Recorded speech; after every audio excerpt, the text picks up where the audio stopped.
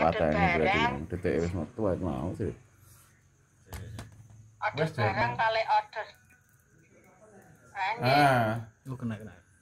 Iku nek lewat lautan mboten napa-napa to Raja. Kekuatan ngono kuwi enggak ada hubungannya dengan lautan. Kecuali pamane kaya pengisian ilmu rawa rontek. Wah, ngono-ngono kuwi itu memang kalau melewati lautan tidak boleh.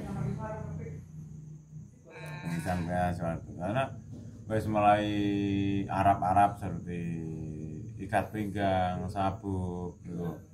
Yang biasa diminta anak-anak yang di Hong Kong, Malaysia, Taiwan, Brunei itu kan nggak apa-apa, nggak masalah. Lah kan sak durunge aku iku pengobatan. Iku aku wis biasa kirim sabuk-sabuk iku untuk ikat pinggang iku untuk Malaysia. Sampean anu berarti. Ini kalau nggak ada pandemi ya tak hadirkan ke sini toh Bang. Karena biasanya kan saya menghadirkan. Kalau kayak kemarin Gus Miftah itu saya menghadirkan Gus Miftah ke sini. Jadi hotelnya, tiketnya saya ngajuin semuanya. Di sini 3 hari ya dikasih waktunya sama KJRI 1 minggu. Tapi Gus Miftah kan habis pengajian malamnya besok udah balik ke Bandar. Iki di Bapak Anwar kan juga mulai di mana? Di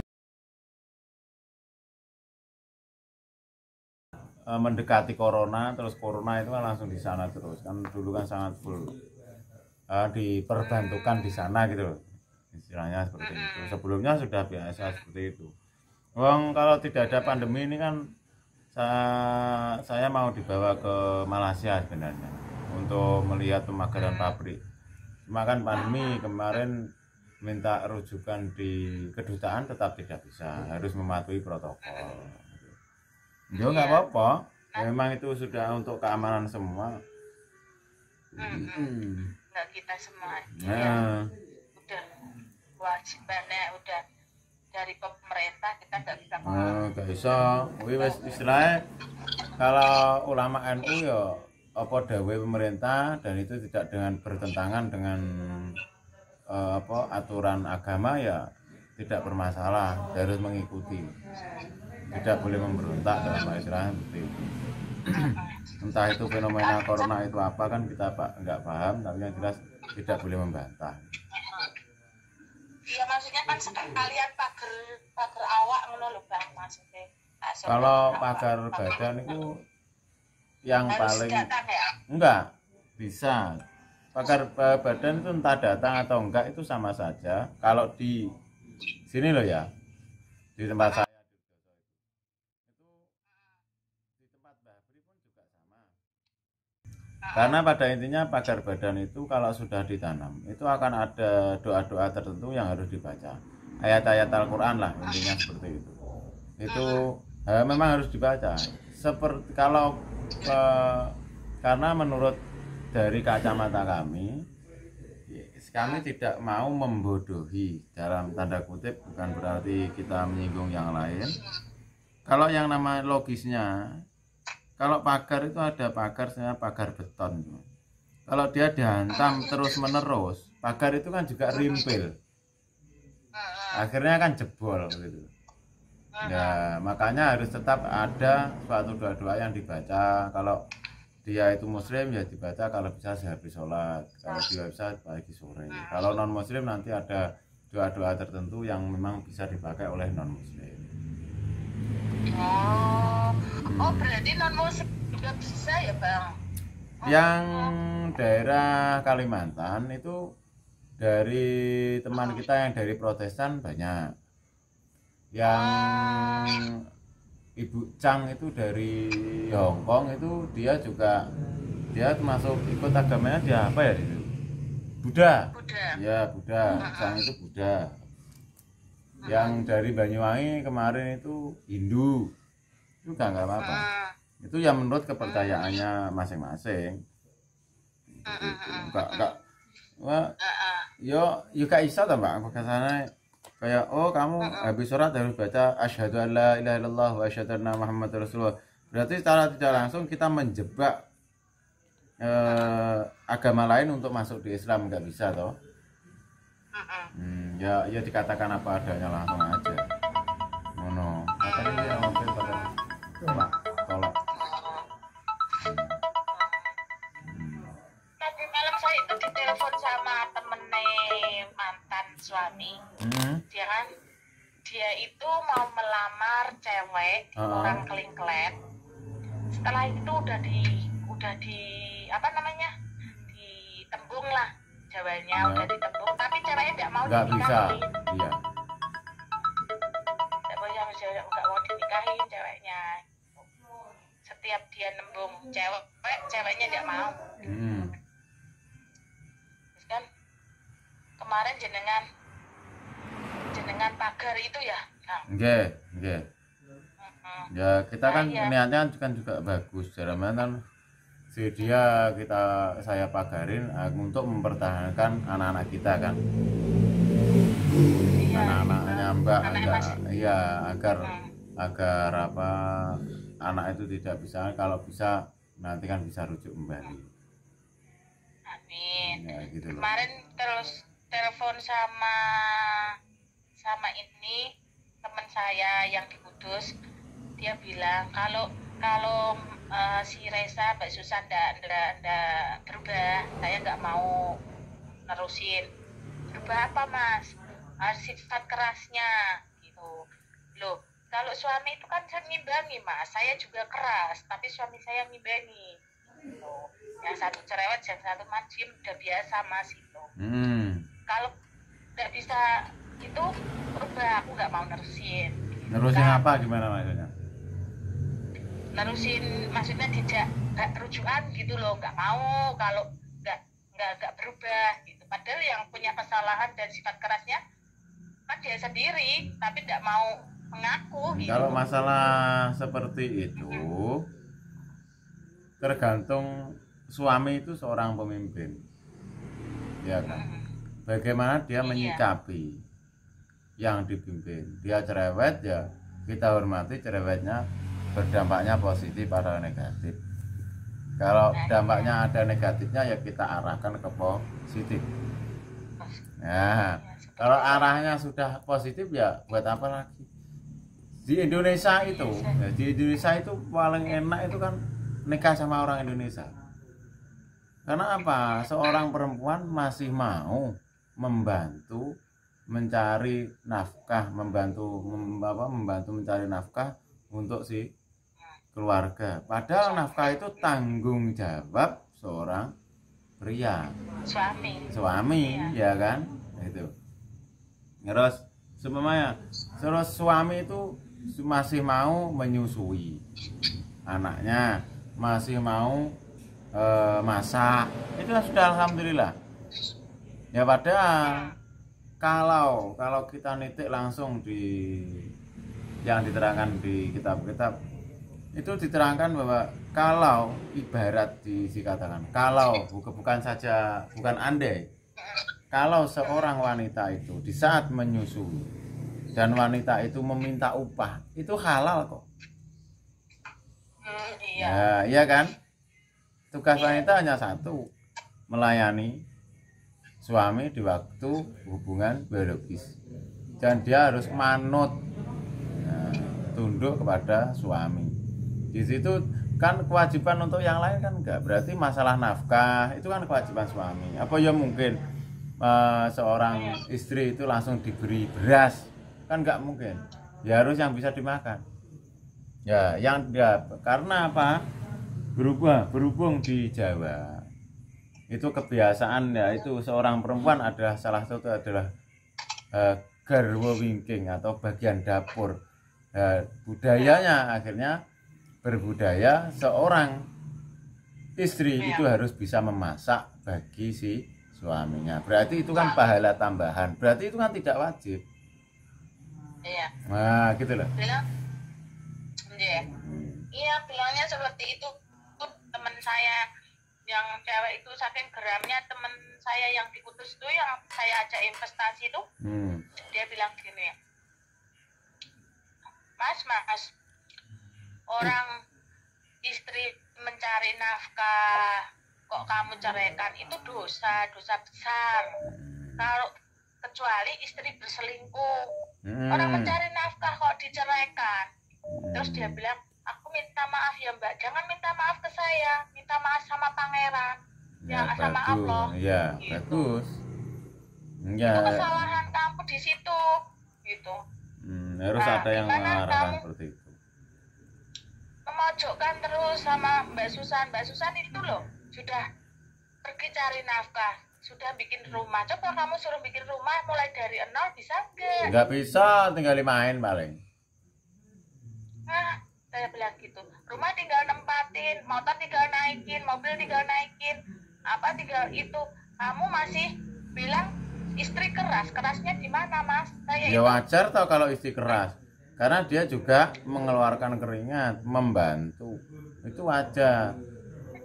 Ya itu dikatakan, kalau dikatakan semua dosa loh Allah, semua orang itu dosa terus. Seperti ini makanya tergantung suami, caranya suami menata atau mengarahkan si istri. Iya, saya bisa kayak gitu. Makanya kalau nggak sifatnya yang keras itu itu aku nggak mau nerusin mbak. Kalau itu saya mau nerusin rumah tangga. Kapak-kapak nanda iso mbak. Gitu. Gak iso ya wis. Malah beneran. Oh ya, terus temen aku cincin. Kalau dia itu pejabat, kalau dia itu kiai, ustadz, kalau dia itu apa? Oh enggak ada keistimewaannya kok. Saya ngomong kayak sama kamu kayak gitu, gemes aku. Kayaknya ya nggak apa-apa. Orang daftar umroh aja udah didaftarkan. Ngajak umroh udah didaftarkan, tinggal apanya ya? Semua lo planning masa depan udah di planning sama istri, cuma dianya belum terbuka. Ya belum bagus ya kalau masalah umroh, mungkin itu kan panggilan dari sana. Dia kan bilang sama teman saya gini, mbak saya menceraikan itu karena dia bohongin saya nggak diumrohkan. Loh nggak diumrohkan udah didaftarkan kok nggak diumrohkan, digituin sama teman saya. Ya umroh itu kan sifatnya kan sunah, apa yang diperbesar. Ya itu kan kewajiban bagi yang mampu. Kalau nggak mampu ya enggak. Maksudnya gak bisa tuku tiket ini udah gue apa lah. Nah itu cewek itu mau udah kita tanyain enggak mau, berarti kan dianya sudah pusing toh. Wis ngeluar balas dendam, karena terus penggaweane iki main dolan. Wong wedok ro. Lha apa ya sapa wong tuane sing gelem ngono? Duwe bojo lunga ndek luar. Wis ngiwangi kaya ngono iki. Yes, piye nek. Cek kurang terima ya. Memang saya akui kalau masalah keuangan saya pegang sendiri, Mas. Ya iya toh. Enggak kasih. Karena saya udah trauma zaman dahulu mantan suami pertama. 450 juta dibuat selingkuh. Saya pulang itu nggak punya serupiah pun, bahkan saya itu pulang dari luar negeri nggak punya uang, ditendang aku suruh keluar dari rumah. Itu ya bener. Seingat saya, makanya saya trauma. Bisa kerja. Yo kan ini disinggahne dhewe ae lah apa lah. Wong kita bukan berarti kita nggagahi, bukan. Kita tahu bahwa kebiasaan suami itu adalah pasangan kita adalah main, ya kan? Kebiasaan seperti itu kalau main judi terus uang berapapun 1 truk pun tuh nggak cukup buat judi. Iya. Gitu. Ya nggak usah ceklik duit, karena itu apa tergantung keadaannya, memang harus mengerti seperti itu gitu. Makanya problem keluarga yang tahu adalah yang seperti Mbak ini. Ya. Saya kan enggak, ya transfer sih wajar, ngasih mertua yang ngasih 1 juta, terus anak saya online susu sudah wajar toh. Saya memberi ya enggak, tapi sisanya itu uang hasil saya enggak mau saya pasrahin ke dia, karena saya udah tahu dia enggak bisa dijegat maksudnya buat Enggak kena panutan, dipercaya lah. Iya, nggak bisa dikasih amanah gitu. Enggak kan Nggak bisa kasih karena amanah. Jadi kan yo Karena itu. memang melakukan itu bukan karena apa-apa, karena memang untuk menjaga harta kita. Yo wajar Aku kan? trauma mas yang dulu. Jadi saya pulang dari Taiwan itu kan, yang mantan suami dulu saya ditendang, keluarin, terus sono wong kere, terus saya berangkat lagi, pulang lagi, dia tak ganti, tak keluarkan dari rumahku, dia cari, kan aku dulu pulang nggak punya uang, nggak bisa ngambil pengacara, pulang nggak bisa ngambil pengacara, tak keluarkan lagi sama dari rumah saya, keluar ini atas nama anak semua. Saya bilang gitu, pokoknya saya dulu saya diusir begitu, ditendang dari rumah kayak orang kere. Selagi saya berdoa sama Allah, saya kuat pulang, ganti saya punya uang, beli pengacara, dia tak keluarkan dari rumah saya, sekarang atas nama anak ini. Saya nggak memiliki, kamu nggak memiliki, kita keluar bareng-bareng. Podo kan notarisin. Iya, saya nggak apa-apa. Keluar dari sini saya nggak bakal kere, insya Allah. Saya bilang gitu. Alhamdulillah saya bikin rumah lagi sekarang, bisa bikin lagi. Ingat saya tuh gitu mas, dulu itu saya udah pernah terjatuh sangat parah di saat suami ini, sangat parah yang dulu. Jadi sekarang menikah itu sangat hati-hati. Saya nggak mau akan terjatuh lagi. Ya bener ngomong yang bener. Saya buktiin bahwa saya bisa. Saya buktiin nggak dendam, nggak, bahwa saya bisa seperti kamu yang mengusir saya. Saya mengusirnya nggak secara keras, menendang seperti kamu tak tendang, tidak. Saya memakai undang-undang, pakai hukum. Nggak seenaknya. Langsung jadi saya iya gitu, langsung keluar mas. Sekarang yang nampatin ini tak notarisin anak pertama, sawah, rumah, harta semua yang dulu aman semua. Dia keluar nggak sama istrinya juga. Sama nggak bisa atas nama anak. Sekarang anak yang gagah toh, saya bilang. Sip. Wanita itu harus tangguh. Sekarang saya yang ini digituin, ya enggak apa-apa kamu gituin saya, tapi suatu saat saya buktiin, saya pulang, saya buktiin, saya bilang bahwa saya itu bisa, itu aja. Dulu kan saya yang ini kan dibilangin kan, saya sebelum bikin rumah kan masih ikut mertua kemarin, terus saya udah beli tanah masih ikut mertua.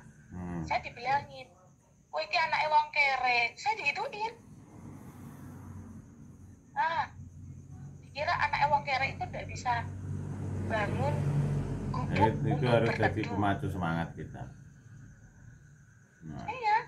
Terus rumah jadi itu saudaranya, keluarganya mingkem semua mas, gak ada yang ngomong aku jadi.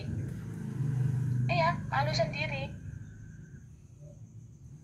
Saya nggak apa-apa kamu hina, kamu injak, kamu caci, kamu malu, tapi Allah itu maha segalanya. Saya bilang, saya terima cacianmu. Itu ceweknya kemarin tuh kan, tadi malam saya dapat telepon itu, sampai saya lihat, oh berarti dia buka blokiran saya itu sama ceweknya udah ditolak. Dulu kan saya diblokir. Saya ini bahasa ceweknya kemarin buka nih. Iya dibuka, tapi saya nggak mau komunikasi mas. Dia telepon saya akan ngomong sama anak, tapi saya nggak nyari seperti saya kasmaran gitu, enggak. Saya kalau Malaysia telepon. Nah, kalau Malaysia telepon saya. Ya, kalau Malaysia ya. Enggak apa-apa nak Arab kirim-kirim ngono kuwi kok WA sik gak apa. Saya WA sampean deh. WA kok kirimnya daerah ndi kok. Saya mau minta alamatnya sampean. Saya mau ini ya. Apa namanya? Ngirim barang. Oh, nggih. Nggih, enggak apa-apa. Buat sampean. Nggih, enggak apa-apa. Nggih, insyaallah. Alamatnya sampean situ. Nggih, nggih. Nggih. Kok matur suwun lho, Mas. Nggih, sami saya. Nggih. Nggih. Tapi niku nganu nggih, mungkin nggih nek ana wong cah wedok mboten saged sih, Mas. Nggih ngoten niku mawon sih. Nggih, engko semua kok engko dianu. Pokok dhewe gak buka golek tameng neh sik. Assalamualaikum. Engko karo diawasi sik. Ya wis, assalamualaikum. Ini yang pengobatan dari luar. Ini minta bingkisan apa?